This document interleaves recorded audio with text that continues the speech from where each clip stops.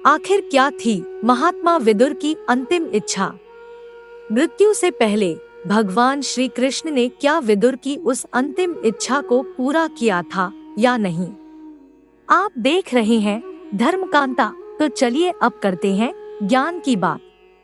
Video में आगे बढ़ने से पहले हमारे चैनल को सब्सक्राइब करें और बेल आइकन दबाएं। साथ ही कमेंट बॉक्स में जय श्री कृष्ण अवश्य लिखिएगा। महाभारत काल के महत्वपूर्ण पात्रों की जब जब बात की जाती है तब उसमें महात्मा विदुर का नाम भी लिया जाता है। विदुर जी हस्तिनापुर के प्रधानमंत्री, पांडवों के काका और धृतराष्ट्र और पांडु के भाई थे, परंतु इनका जन्म एक दासी के गर्भ से हुआ था। इतनी महत्वपूर्ण भूमिका होने के बाद भी महात्मा विदुर महाभारत में अपना कोई अस्तित्व कायम ना कर सके। विदुर जी को महाभारत के केंद्रीय पात्रों में से एक माना तो गया, किंतु फिर भी अधिकतर लोग उन्हें नहीं जानते हैं। उनकी पहचान सदैव हस्तिनापुर के प्रधानमंत्री के रूप में की जाती है। जिन लोगों ने महाभारत ग्रंथ विस्तार से पढ़ा है उन्हें भी ये ज्ञात होगा, विदुर जी कौरवों और पांडवों के काका थे, धृतराष्ट्र और पांडु के भाई थे। दरअसल विदुर किसी रानी महारानी की नहीं बल्कि दासी के पुत्र थे। हस्तिनापुर के राजा विचित्रवीर्य अपनी 2 रानियों के संतान सुख से असमर्थ हुए थे और अंत में क्षय रोग से पीड़ित होकर मृत्यु को प्राप्त हो गए। ऐसे में हस्तिनापुर का अगला रखवाला कौन होगा, इसके लिए वेदव्यास जी की मदद ली गई।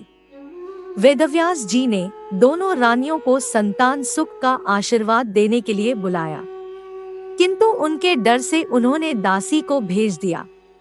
यही कारण है कि पहली संतान दासी के गर्भ से हुई थी। लेकिन एक दासी की संतान को राजा का दर्जा देना उचित ना समझते हुए विदुर को ये दर्जा कभी प्राप्त नहीं हुआ जिसके वे हकदार थे। कहा जाता है कि वेदव्यास जी ने दासी के गर्भ से होने वाली संतान को एक विशेष वरदान दिया। उनका कहना था कि ये संतान दुनिया का सबसे बुद्धिमान और सर्वज्ञानी व्यक्ति होगा। महाभारत ग्रंथ के अनुसार विदुर जी को धर्मराज का स्वरूप माना गया। उनकी सूझबूझ के चलते ही उन्हें हस्तिनापुर का प्रधानमंत्री घोषित किया गया।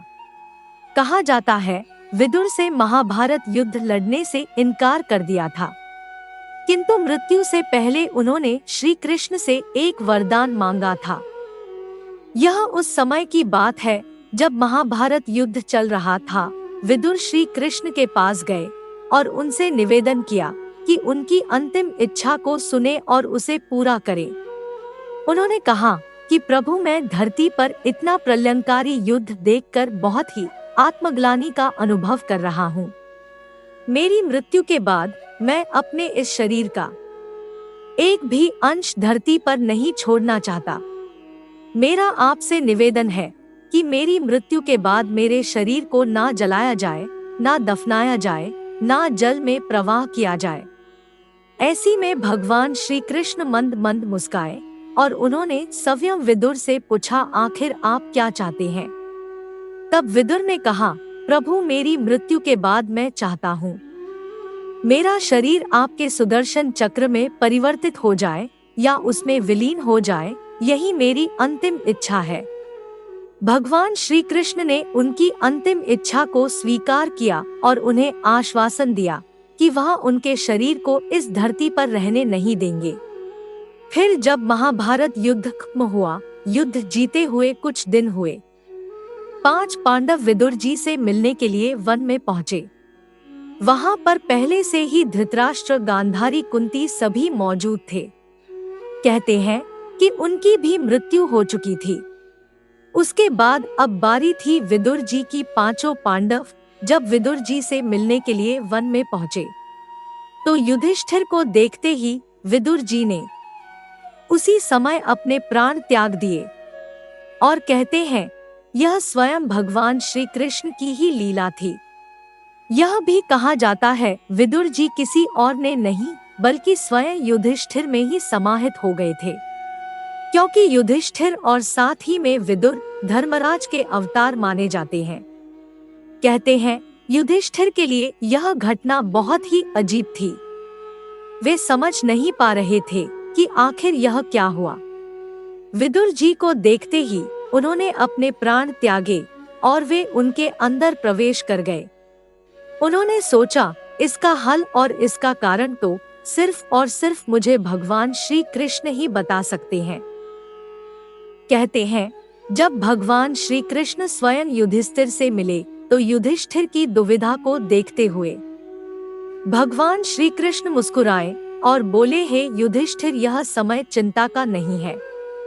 विदुर धर्मराज के अवतार थे, तुम भी धर्मराज के अवतार हो, इसीलिए प्राण त्याग कर वे तुम में ही समाहित हो गए। लेकिन अब मैं विदुर को दिया हुआ वरदान पूरा करने आया हूँ। यह कहकर श्री कृष्ण ने विदुर के शव को सुदर्शन चक्र में परिवर्तित कर दिया और उनकी अंतिम इच्छा को पूरा किया। उनकी आत्मा धर्मराज जी में विलीन हो गई, यानी युधिष्ठिर में विलीन हो गई। तो इस तरह भगवान श्री कृष्ण ने विदुर जी की अंतिम इच्छा को पूरा किया।